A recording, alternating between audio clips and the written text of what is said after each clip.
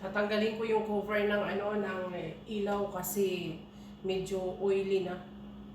Naglilinis kasi ako ng kusina ko. Pag oily kasi parang malabo na sa paningin ko yung salamin niya at saka yung ilaw. Kaya ito, tatanggalin ko.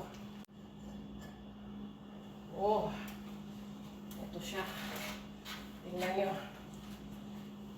Last day, nagpa-disinfect yung amo ko. Tapos, ito.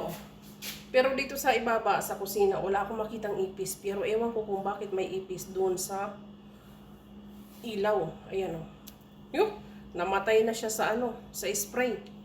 So ayan, lahat po ng ilaw dito, tatanggalin ko yung mga niya. Hanggang doon o. Ayan po yung tatlo na yan. Tatanggalin ko rin at hugasan ko yung mga salamin.